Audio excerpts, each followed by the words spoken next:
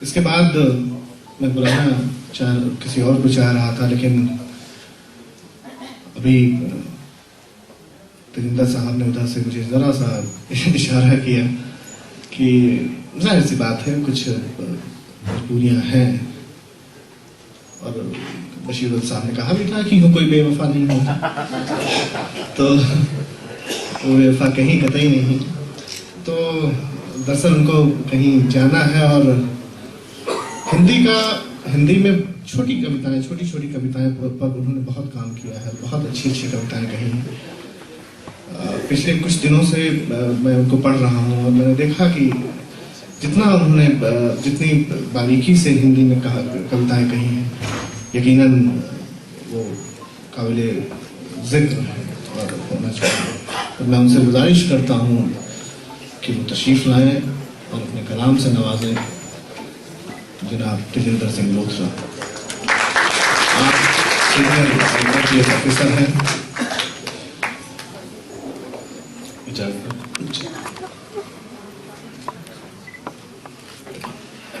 एक छोटी सी कविता है, जैसे रंजीत ने भी बताया। इसका शीर्षक है धीरे धीरे। शब्द पकड़ा, अर्थ बीत गया। शब्द पकड़ा, अर्थ बीत गया। अर्थ जागा तो शिल्प रीत गया। शब्द पकड़ा, अर्थ बीत गया। अर्थ जागा, शिल्प रीत गया। शिल्प समझा तो बिंब सूना, बिंब उतरा तो रस जूठा। शिल्प समझा तो बिंब सूना, बिंब उतरा तो रस जूठा। रस आने लगा तो जीवन बीत गया।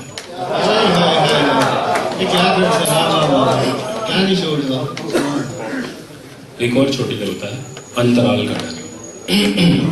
उर्दू जानने वाले बहुत सारे लोग हैं। अंतराल का मतलब होता है वक्फा, पॉज।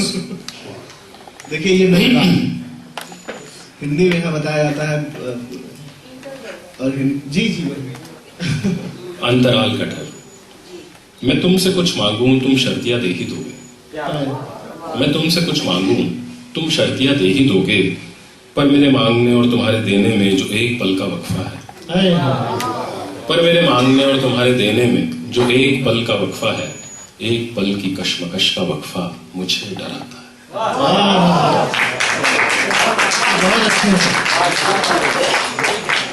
एक और छोटी सी कविता है जो मेरे सेकेंड कलेक्शन में लीड पोएम के रूप में आएगी। इसका शीर्षक है मेरे अंदर जो नहीं मरा है। मेरे अंदर जो नहीं मरा है। मेरे अंदर जो नहीं मरा है कि घेर पाएगा मुझे न गिरा पाएगा कोई। मेरे अंदर जो नहीं मरा है कि घेर पाएगा मुझे न गिरा पाएगा कोई। मैं घुसूंगा भी और तोड़ के भी निकल जाऊंगा हर चक्रव्यूह। मैं घुसूंगा भी और तोड़ के भी निकल जाऊंगा हर चक्रव्यूह। तुम बस देखते रहना निष्पक्ष तमाशाई बनकर। तुम बस देखते रहना निष्पक्ष तमाशाई बनकर। इजाजत हो तो मैं जी पढ़े। अभी आपने सुना।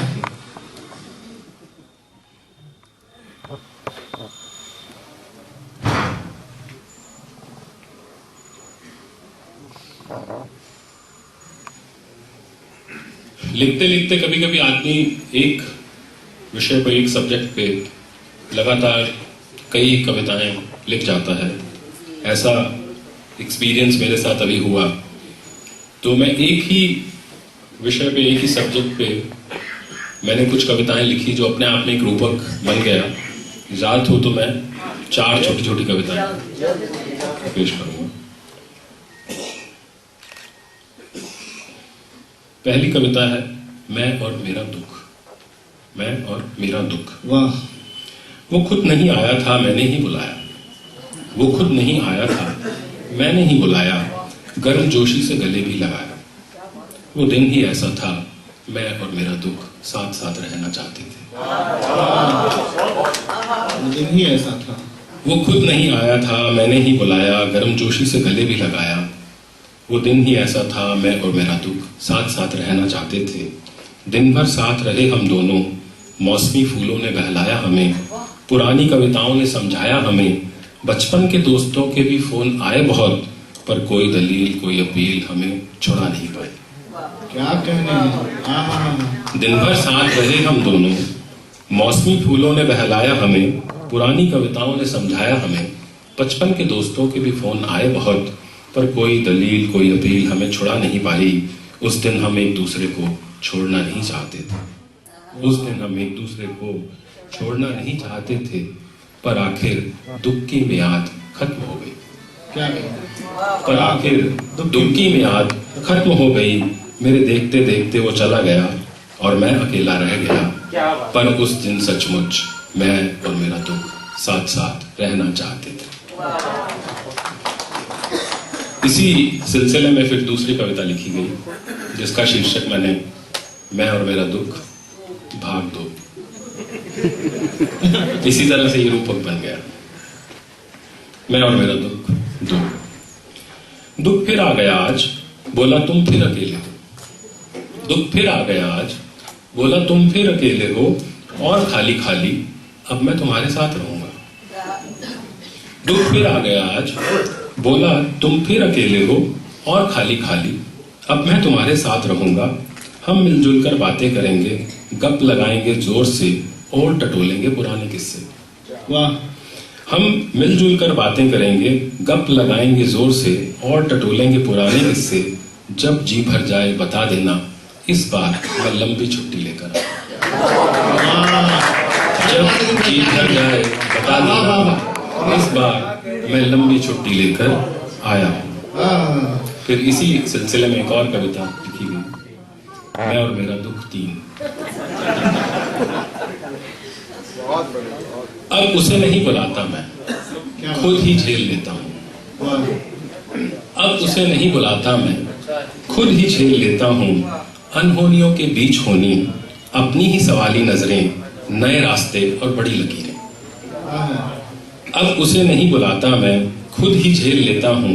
अनहोनियों के बीच होनी अपनी ही सवाली नजरें, नए रास्ते और बड़ी लकीरें, खुद ही झेल लेता हूं। अब उसे नहीं बुलाता मैं और मेरा दुख अब दूर दूर रहते हैं। मैं और मेरा दुख अब दूर दूर रहते हैं। और एक आखिरी इसी सीरीज में लिखी गई कविता, मैं और मेरा दुख 4।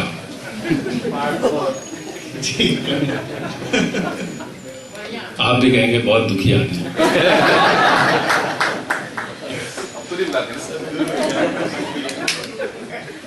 दुख दूर खड़ा मंद मंद मुस्कुरा रहा है। दुख दूर खड़ा मंद मंद मुस्कुरा रहा है। जानता है कश्मकश में हूं मैं, जानता है कश्मकश में हूं मैं। समझता है मेरी हालत के कगार पर खड़ा हूं मैं। क्लिफ। जानता है मेरी हालत, दुख दूर खड़ा मंद मंद मुस्कुरा रहा है। जानता है कश्मकश में हूं मैं। समझता है मेरी हालत के कगार पर खड़ा हूं मैं। कब उस तरफ गिर जाऊं और दुख संभाल ले मुझे। कब उस तरफ गिर जाऊं और दुख संभाल ले मुझे। दुख जानता है मेरी हालत, दुख समझता है सब कुछ। दुख मंद मंद मुस्कुरा रहा है। मैं कस के पकड़े हूं एक छूटता सा मील पत्थर।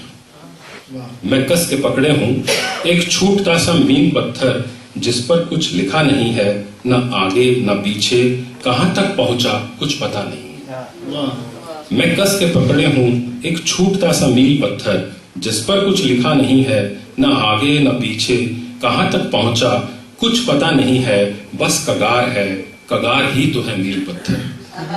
बस कगार है, कगार ही तो है मील पत्थर। और उस तरफ दुख खड़ा है मेरे गिरने के इंतजार में।